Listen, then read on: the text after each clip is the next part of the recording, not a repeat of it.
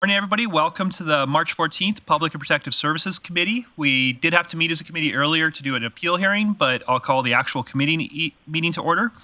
We don't have any delegations, so we'll go right to Chief Lemieux for a service area update. Thank you, Mr. Chair. So there's a few updates from our service area. From Community Social Development, March 21st is International Day for the Elimination of Racial Discrimination, and Council has been invited to an event at 11 a.m. at the museum. So it's sponsored by Community Social Development, Local Immigration Partnership, and Youth Advisory Council. So we have a speaker from MacEwan University, and highly encourage the public and members of council to attend that event. On the housing and homelessness initiatives front, community workshops and surveys have been conducted with service agencies, and outcomes will be shared with the Community Advisory Board on March the 16th to determine the new fiscal year granting process. And from Enforcement Services, the Enforcement Services, RCMP, and Automated Traffic Enforcement have met to talk about upcoming road construction season and how they'll work together to mitigate dangerous driving behaviors in the construction zones in 2023. From GPREP, Emergency Management, so on March 7th, we hosted a tabletop exercise. 17 individuals attended, where we discussed the process for evacuating part of the community. So that was well received and well attended. From the RCMP, just want to highlight a couple situations. On February the 2nd, Grande Prairie RCMP Crime Reduction Unit located a male believed to be in breach of multiple release conditions. A search warrant for the residence was obtained, and drugs and weapons were seized. At the time of the arrest, the individual was wanted on several warrants for similar offenses, and following a judicial hearing, the male was remanded to custody to appear in provincial court. And similarly, on February 23rd, officers from the Grande Prairie RCMP Crime Reduction Unit located a vehicle associated with a male with outstanding warrants. They attempted a traffic stop with the vehicle, at which point the vehicle fled from police and collided with a second police vehicle arriving to assist. And as a result of that, an adult male and female youth passengers were arrested from that vehicle, and both have been remanded into custody. Well, sorry, the male has been remanded to custody to appear in provincial court on March 20th. And a 17-year-old female youth who cannot be identified under the Youth Criminal Justice Act was also arrested and was released on an undertaking to appear in court on April the 5th. From the CKC on March 3rd and to the 5th was a very busy weekend for us again. GP Minor Hockey had a U11 and U13 playoffs with over 280 players and coaches and approximately 1,800 attendees over the weekend. And they also hosted the annual vertical limit volleyball tournament with 52 teams in attendance. And that was an increase from 32 teams last year. So a really good attendance there. Sports development, wellness, and culture. The Activity Reception Center offers 4 free drop-in times each week, and just to report on that, during the first 3 weeks, 370 patrons took advantage of this opportunity and visited the facility, so we're really happy with that. And our on-demand survey on the transit service was completed, and I'll just highlight one item, but we'll circulate the details of that survey to members of council. But the number one comment was hours of operation.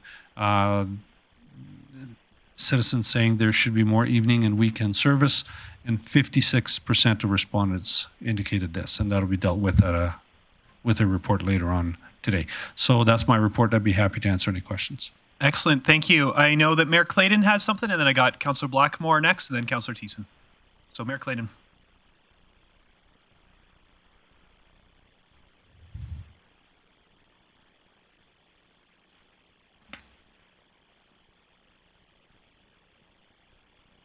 We appear to be having some technical difficulties, so I'll go to Councillor Blackmore, and then I'll go back to Mayor Clayton.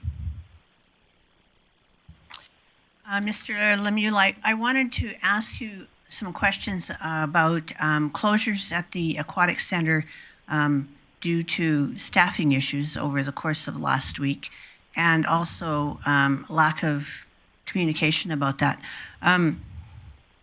When the pool closes in the morning, I think they were closed Wednesday morning, a couple mornings last week, the people who are there, swimming lanes, or regularly there in the morning, are for the most part members, so therefore we have access to their contact information. I feel that we need something in place to ensure that when there's an unexpected pool closure, there's a blast email or a blast text out to those users to give them a heads up that they won't be able to use the pool. And I know that administration at the pool has been struggling with this, and so I'd like to know what we're doing to move forward to make sure those communications start to happen. And also, on the weekend, there was restricted pool access as well. Saturday, there was not anything posted on the website, and Sunday there was. So I feel that you're making some headway there. But if you could tell me where you're at with this issue, and if we're not able to do it with our current software, is there an app being used by pools and other centers that could provide this opportunity to be more informative to our users? Thank you for the question. So through the chair, couple items there. Number one, certainly our staffing shortages have been kind of an ongoing issue, and so we've got a plan to deal with that. And we're hoping to find a more we're looking to adjust the schedule so that we don't have to do as many of these short-term closures. However, your point is well taken that we're also looking at what systems are in place, or what systems can we put in place to let people know if we have to do the short-term, short notice cancellation. So your point's well taken, and I've got staff looking into what are the potential options there. Just a follow-up question. Can you give me a timeline about when you think, because to me it's not rocket science, and so it shouldn't take very long to get a system in place that actually is effective, and yet I know it's an issue that's been ongoing for quite some time. I also know that the pool hired 10 new lifeguards last Wednesday, and so there will probably be a period of time before we are faced with another unexpected closure. But if you could just give me some idea of what I can expect to see and when. Yeah, so staff have been working on this last week and this week, so I'm hoping that by the end of this week we'll have a plan in place. You're right, we have hired some additional lifeguards that still have some training to go through, so there's a bit of a timeline there.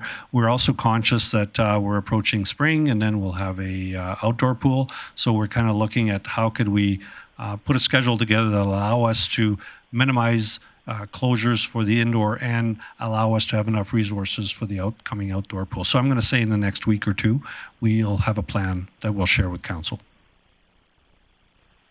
I think Councillor Thiessen has indicated that what he wanted got covered. Oh, go ahead, Councillor. No, actually, no, I was indicating that I have a follow-up question. Oh, sorry. Thanks for noticing. I was really flailing over here, actually. I was like, Dylan, I got a follow-up. No, thanks for answering the question, Councillor Blackmore, and thanks for your response, Chief Lemieux. I received a couple phone calls this weekend as well in regards to the short timeline. One thing out of the two phone calls that I received was a member of our public was really upset over the fact that on Saturday it was a surprise, and so on Sunday he called several times, 3 times he said, and he kept getting answer machines redirected around, so he just went into the pool again, only to be greeted that by it's still closed. And then when he asked our front desk people, which he said there was 3 of them there at the time, and he said, how come nobody answered my phone call so I didn't have to waste my time driving here? They said they don't answer the phone until 9:30 on the weekends. And I was just wondering if that's a procedure or policy that we have at the Eastlink Centre currently because of our staff shortage. Because for me, it would be pretty unacceptable that we'd have people at the front desk and not answering the phone until 9:30. Can you? I guess I'm just looking to be enlightened as if there's something I don't know about, or if this is just maybe poor customer service at its finest.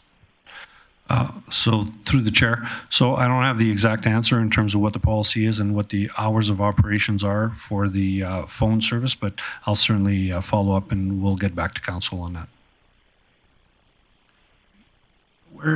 We're still troubleshooting, Mayor Clayton. So Mr.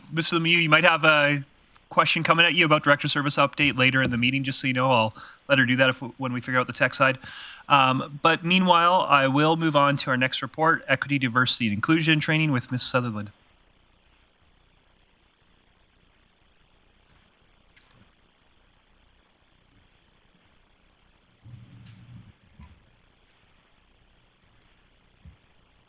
Good morning. So back in July of 2022, committee had directed administration to come back and deliver a year-end report highlighting the number of staff that have taken the unconscious bias and addressing racism and discrimination training for the past year. Just a bit of a background, administration implemented the unconscious bias training in 2021, and the addressing racism and discrimination training was implemented in 2022. And as of December 22, 170 city staff have taken the unconscious bias training, and 35 have completed the addressing racism and discrimination. Some of the activities in the past year that are very exciting to report on is that senior management has endorsed the mandatory training, and administration is working really hard on creating opportunities to make it more accessible, which includes online training. It also is implemented in terms of messaging for the city's onboarding new employees program. So that's really exciting in terms of placing the foundation of what the city's beliefs are in this area. And we're also continuing to implement monthly trainings that's suitable for the organization to make sure that people do have different methods and forms to access this really important training. So administration continues to engage and promote awareness within the organization with the support of CLT, and we look forward to highlighting future successes in our annual EDI report card in the near future. So with that, I'll leave it up for questions. I see Councillor O'Connor, then Councillor Bosch. Yes, thank you. I'm just concerned that we started this in 2022, and we have 170 taken the course, and if it's mandatory, to me that seems like if it's mandatory, it should be all employees have taken the training. Is my expectation unrealistic? Through the chair, thanks for the question. The endorsement of mandatory training just occurred a few months ago. So we're actively working alongside with direction from senior management on how to create those opportunities to take it. The organization's large, so one of the initiatives that we have implemented is incorporating mandatory training for new hires. So at the onset of onboarding, a part of the initiative is that they will be expected to take the training within 6 months of their hire.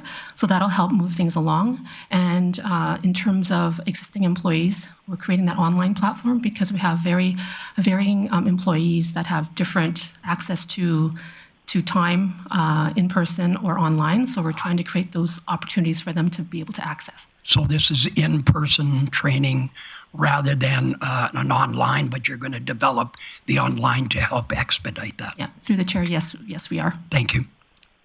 Councillor Bosch. Thank you, Chair Bressie. That was my question about the online. When would that be up and ready? Because I think the 172 out of, let's say there's 1,000 employees, that isn't a huge number. But I know I always get the reminders that, I have a course to do. So online is probably the way to go. What is your timeline on getting this through everyone? So through the chair, thanks for the question. In terms of the online development, we're in the process of doing that, and we're implementing it into that system that I think you're referencing to when you get reminders on the training, and it provides an opportunity to upload certificates in that particular platform. So we're looking at, in terms of the online training, to be developed fully by Q4. And in the meantime, in terms of discussing with CLT, we have to figure out how we're going to be able to train the organization in a timely manner. Okay, can I have a follow-up? Is this not been done in other communities? Like, it sounds like you're building this training program, but isn't it already done elsewhere that we can just, use it? Thanks for the question. Through the chair, it's really interesting in discussing with colleagues across different municipalities. Mandatory training is not common. I think the city of Grande Prairie is a leader in that, in endorsing the mandatory training. Even in discussions with, we had the provincial consultation up here talking about anti-racism, and it was really interesting in our conversations with them when we discussed the fact that we are endorsing mandatory training. They were quite impressed with that because it's not as common. I know people are exploring it, but it's not. I don't have the numbers here, but it's not typically mandatory. That's interesting. Okay, thank you. I know a question I've got is our progress in this going to be reported in that EDI report card, or will it be coming back to council in some way, absent of a motion today? Just will we be able to see what progress is happening? Through the chair, I think that that's going to be the intent of the EDI annual report card, is to highlight the successes and opportunities and really share those stories of progress within the space of EDI. Okay, excellent. Thank you. Any other questions on this? There is business to motion to accept. Is anybody willing to make that? Councillor Berg? Yeah, I would like to make a motion that we accept this report as presented. Excellent. I will call that to question.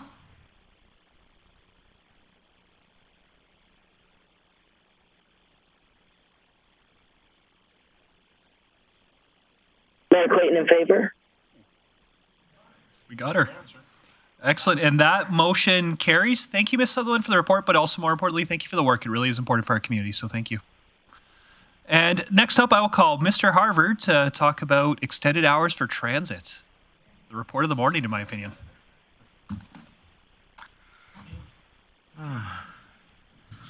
Good morning, Chair Bressie, committee members. As the committee has had an opportunity to read the report, I'll just provide a high-level synopsis and obviously take some questions.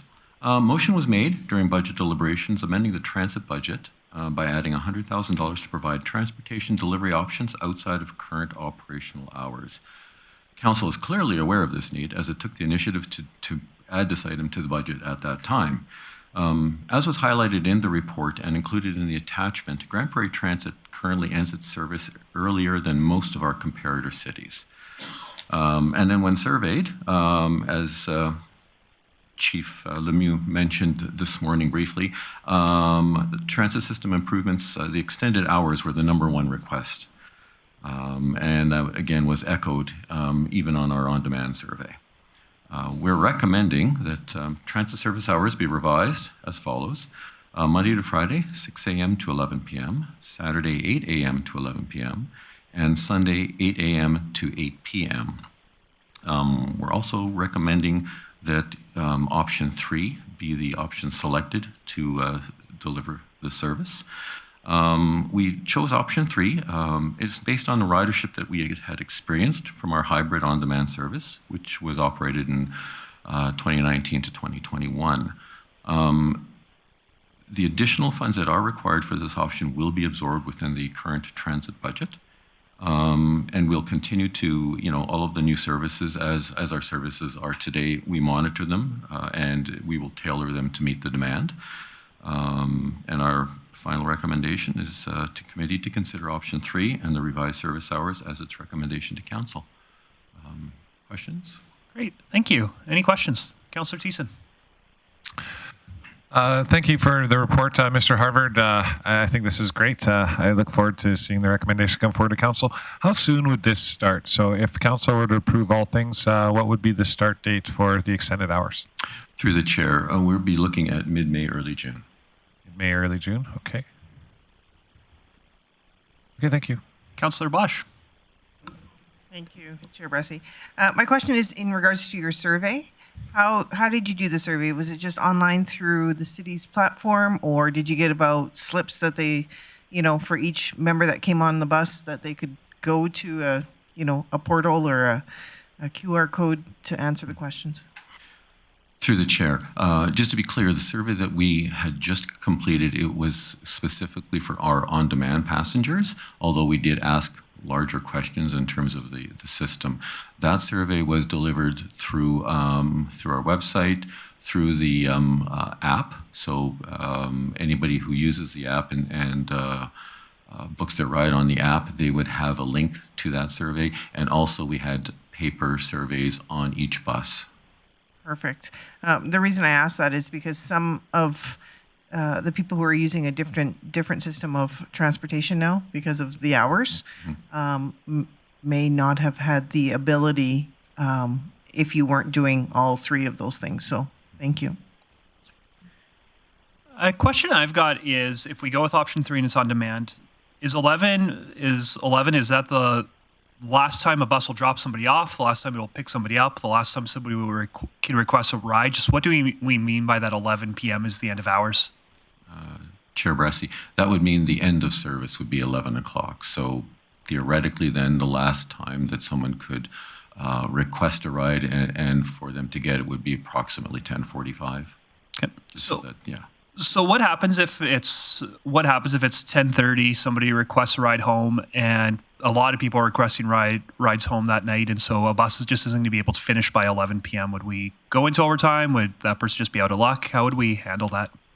Well, Chair Bressie, we would do exactly what we're doing right now, because we do have at times excess demand at the end of the day. We will just keep that driver on. Absolutely. Excellent. Thank you.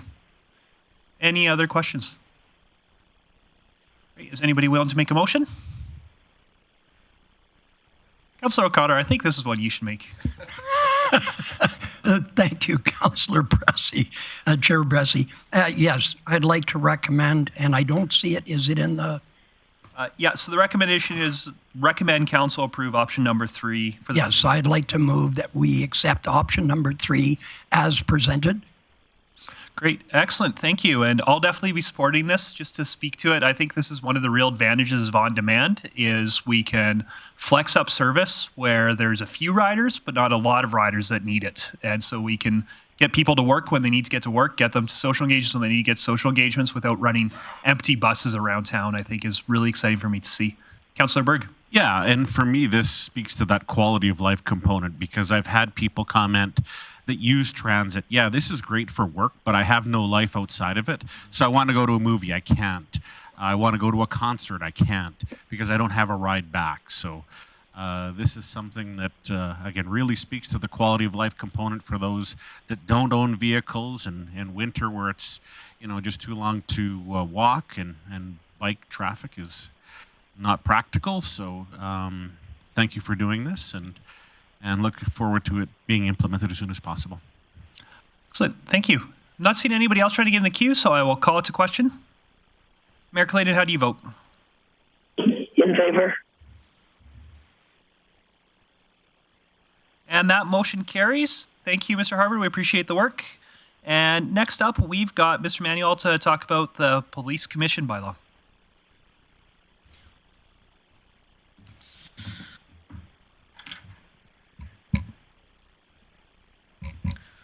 Okay, good morning. Please go ahead. Okay, in front of you, we have bylaw C-1455, also known as the Police Commission bylaw. The creation of a police commission will be a requirement of the city having a municipal police service. It provides the independent oversight and governance body for the police service, and conducts its activities in alignment with the Alberta Police Act. The Alberta Police Act specifies that any community that is policed by municipal police service must have a police commission. The police commission is ultimately appointed by City Council, and within the Police Act, it heavily prescribes what the roles and responsibility of commission members are, some of which include the appointment of a public complaints director who shall receive complaints as they pertain to the municipal police service, as well as allocating the budgets. Essentially, they work with the police service to develop an annual budget and submit such to council for their overall consideration and approval. Additionally, the commission will oversee the police service, appoint the chief of police, terminate Grande Prairie Police Service officers for reasons other than disciplinary, allocate funds provided by council, establish policies and procedures for the police service, issue instructions to the chief of police in respect to policies, ensure sufficient staffing, and the commission must not issue instructions to any officer other than the chief of police, and subject to the provisions of any collective agreement, the commission can disqualify or release an employee from service of the police service. Ultimately, council's duties and responsibilities are to appoint the commission members, ratify the commission's appointment of a chief of police,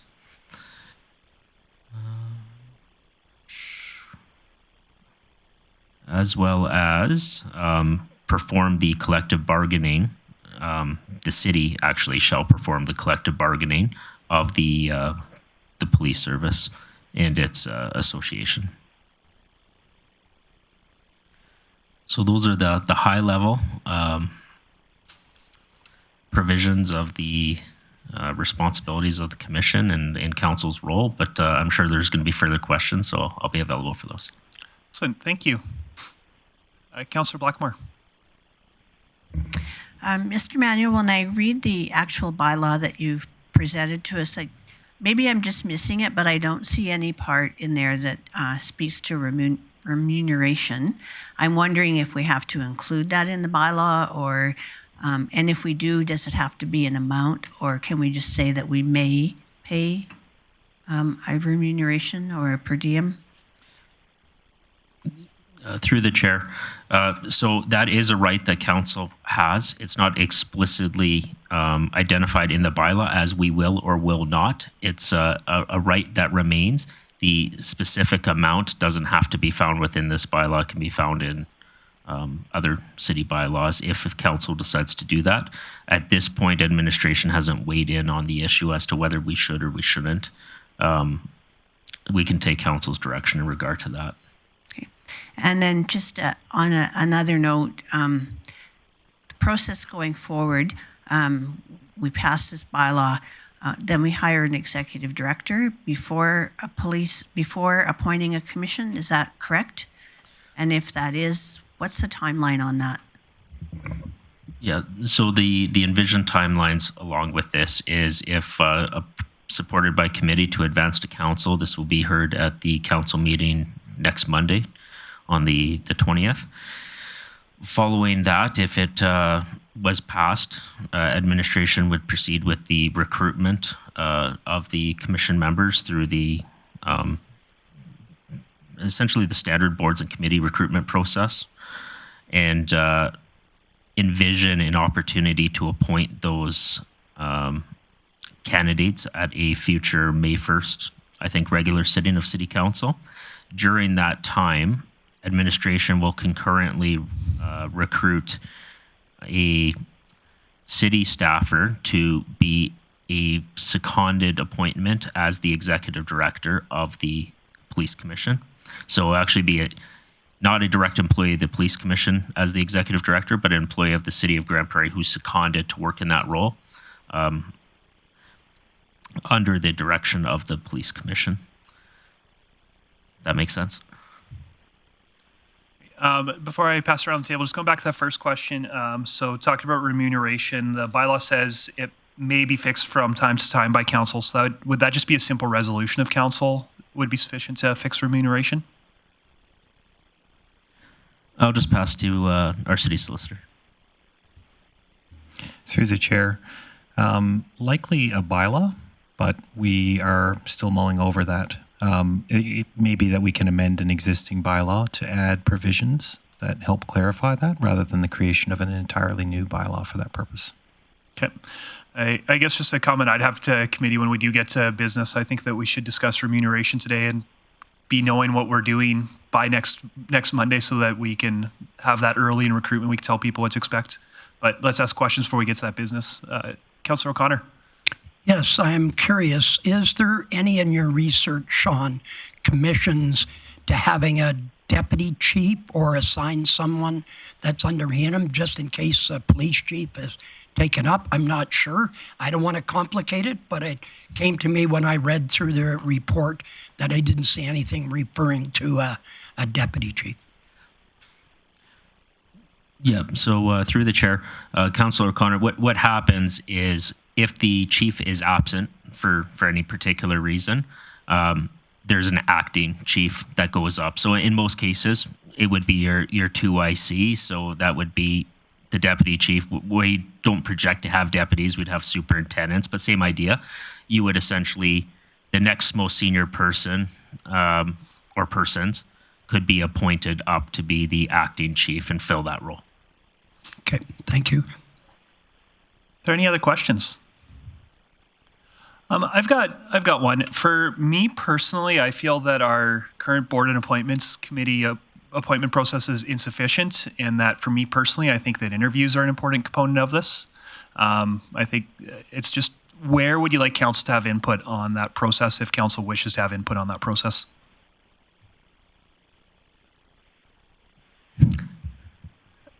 I think now would be actually be a good time to get that feedback, because that frankly can be, as my understanding, and I'll just look to confirm that, it's not a legislated process as to the recruitment and selection.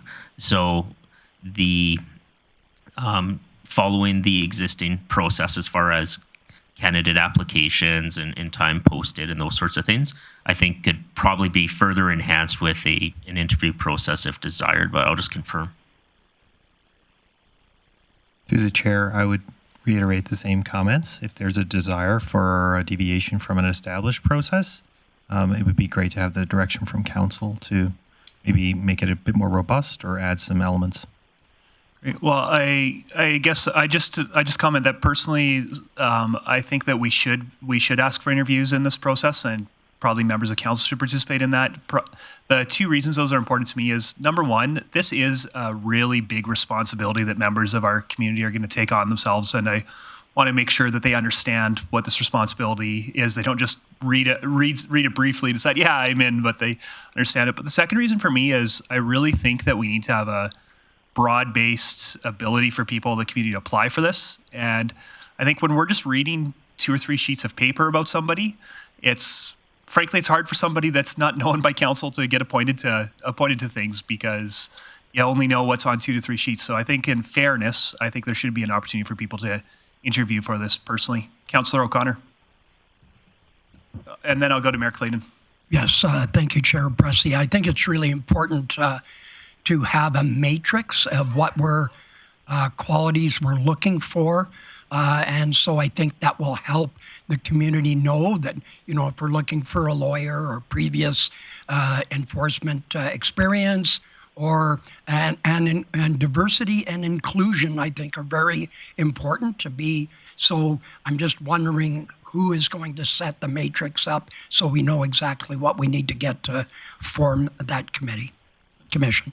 I'll go to Mayor Clayton and then Councillor O'Toole. So could somebody answer Councillor O'Connor's question first?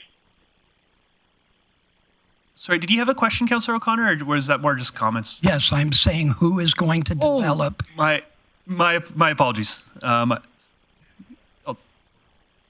Mr. Nicolay has an answer to that. Thank you, Mr. Chairman. The intention in setting the process in motion to this point is that management would be responsible to do all of the administration necessary to support the recruitment and appointment of commission members. So a skills matrix would be something that we would develop and discuss with council. And then the typical process is that we would initiate through administration the recruitment process. Those applications would be reviewed by the mayor, and the mayor would make a recommendation to council on appointments. But the skills matrix is something that management would undertake to do. That's what you're looking for, Councillor O'Connor? Excellent. Thank you. My apologies again for that. Mayor Clayton, then Councillor Bosch. Thanks, Chair Bressie. Sorry, then Councillor O'Toole. Sorry, Mayor Clayton. Go ahead. Thanks, Chair Bressie. Question for Mr. Manuel. I thought at some point I'd understood that a third party individual would be evaluating the candidates. Is that not the intent?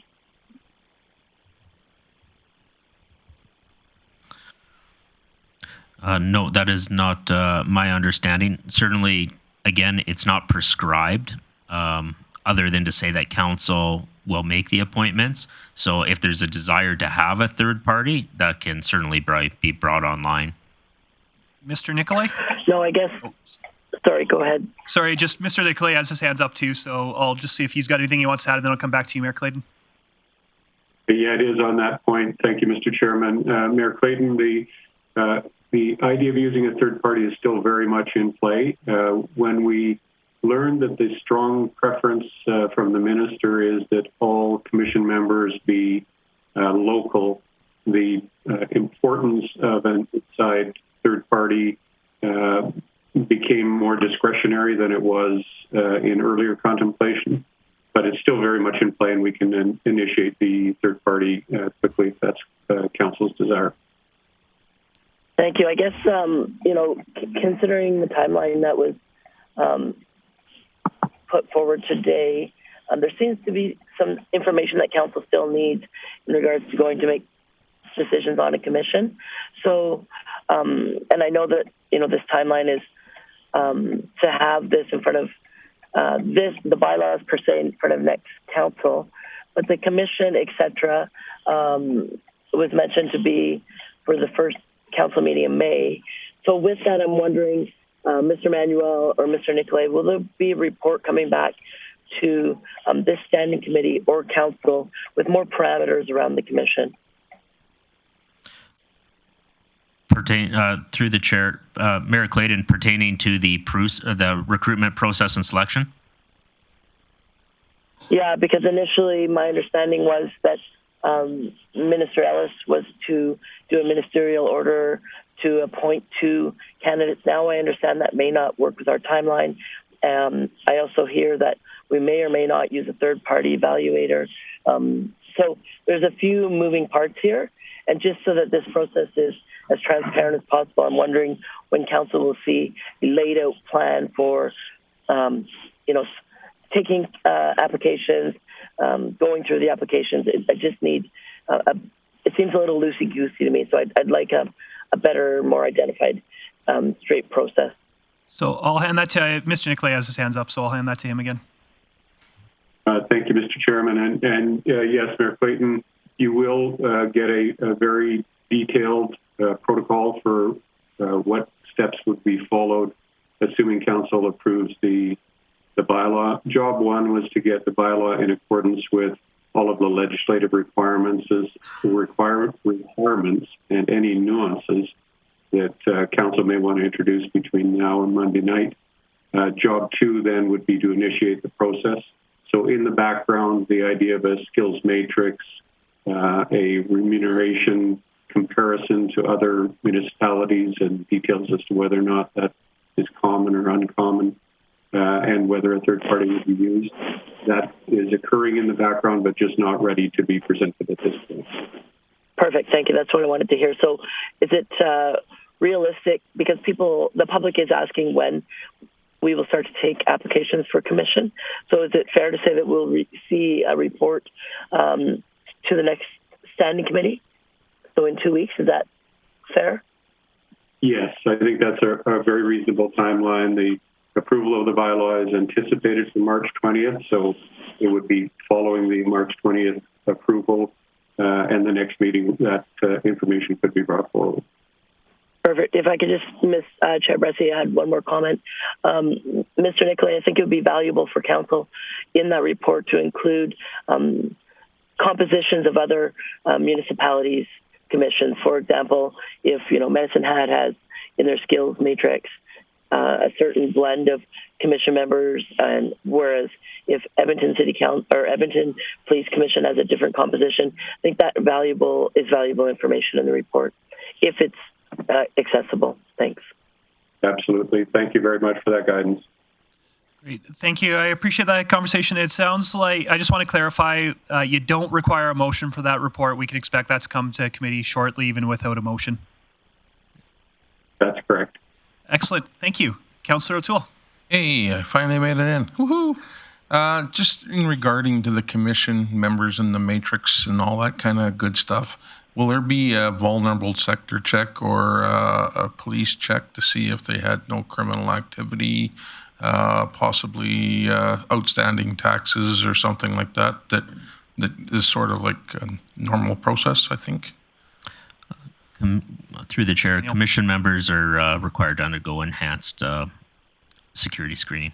Okay, thank you very much. Does anybody else have any questions? All right, is anybody willing to make a motion? Councillor Berg. Yeah, thank you, Chair Bressy. I like to move the committee recommend council give 3 readings to bylaw C-1455 being the Police Commission bylaw. Any discussion on this? All right, I will call it to question. Mayor Clayton votes in favor.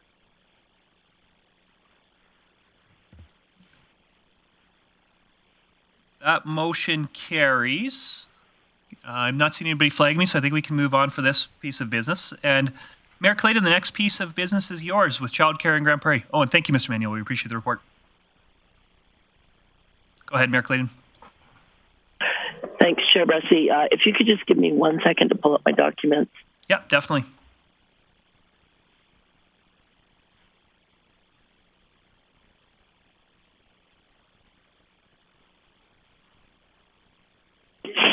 So recently, we've heard from our community in regards to childcare needs. As you're aware, the provincial government and federal government have implemented a plan that supports... Sorry, Mayor Clayton, you're just really garbled on your microphone. Yeah, you're distorted. Can you hear me now? Yeah, you're much better now. Thank you. Okay. So what I wanted to talk about today, committee, was in regards to multiple conversations that I've had in the community. I know other council members have had the same conversation. We have a significant shortage of childcare needs in our community.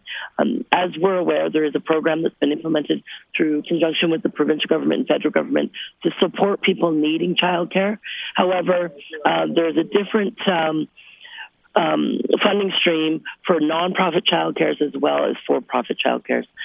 I've had conversations with our local MLA Allard, as well as the former Minister of Children's Services, as well as local daycare facilitators, and this is becoming a significant issue in our city. And what I'm hoping today is through council's discussion is that we, start an advocacy plan to work with the provincial government to look at consideration of tweaking the existing funding program to support for-profit daycare facilities as well as nonprofit, and B, to work with the local daycares and the province to be able to facilitate any changes.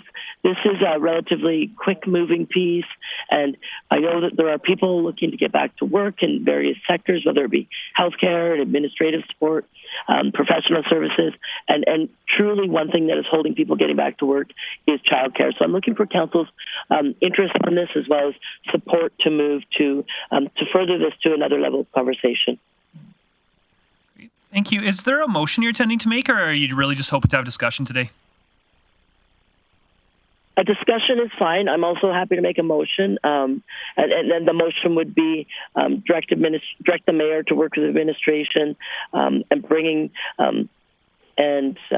me think. I'm just thinking on the fly here. Sorry, to build an advocacy plan for supporting childcare needs in our community. The other thing. Through that advocacy plan, we may need to work with local businesses and potentially invest GP to look at other considerations, whether it be attracting new childcare providers to the community. But for now, it's really an advocacy plan to work with the provincial and federal government to have a better understanding and possible consideration of tweaking the funding formula as it may be. Excellent. Well, thank you. We appreciate it. I see Councillor O'Connor and then Councillor Thiessen. Yes, I would encourage committee to support this initiative. Talking from a quality of life standpoint, I think it's important that our people are able to go to work and make sure their children are taken care of. So this is very important. Thank you. Councillor Thiessen. Thank you, Chair Bressy. Thanks for the motion and the discussion, Mayor Clayton. I appreciate it. I hear this concern quite a bit throughout our community as well. So I think it's timely. I guess my question is, with the advocacy plan on advocating for potentially private daycare services to receive funding similar to the not-for-profit daycare services. When you say private daycare services, are you talking about day homes as well? Is that included in part of the discussion and our advocacy? Yes. Okay, awesome. Yeah, no, then I'm 100% all for it. I know there's lots of day homes out there that are like, well, I can do so much, but I can only do so much with what I got. And so if they were to be able to be subsidized similarly, it might actually empower more people to go to work and more kids to be looked after during the day. So I look forward to this, and hopefully it passes. Yeah, I know for me it's a quality of life thing. It's also a safety thing. I know that parents in the community sometimes do put their kids in less than ideal childcare situations just because they literally have no other choice. And so more childcare we know is safe is not just quality of life for parents, but safety for kids is paramount to me. I also know we've worked a lot on professional attraction. Well, if we could tell a new doctor or a new engineer or a new carpenter or a new police officer that was looking at moving to our community, hey, we know you'll get childcare for your young children. All of a sudden, that's really puts us at a competitive advantage for them. So I think that so many of council's priorities, childcare hits. Not seeing anybody else trying to get in. So Mayor Clayton, you said you'd be willing to make that motion, but I don't know if you actually made it. Is it okay if we vote on this motion you proposed? You bet. Awesome. In that case, I will call it to question. Mayor Clayton in favor.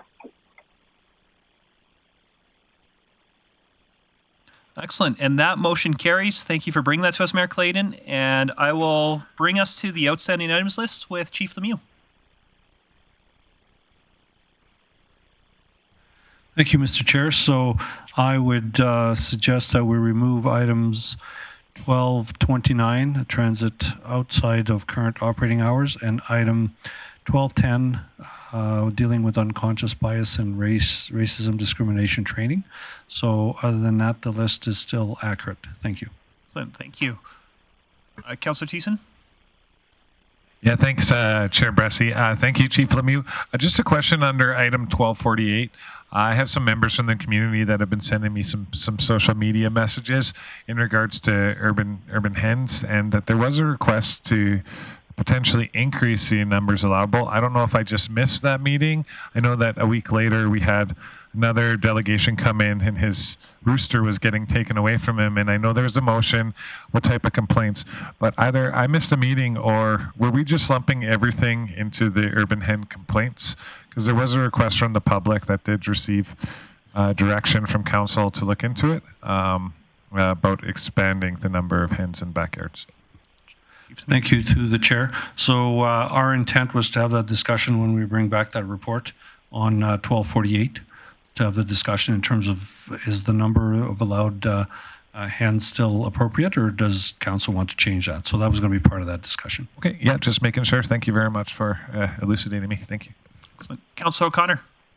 I'd like to move that we accept this report as amended. Great. Well, we're striking 2 and we only added 1, so we're making progress. Any conversation or debate? All right, I will call it to question. Mayor Clayton in favor. And that motion carries. And with that, I'll call this meeting adjourned. Thank you, everyone.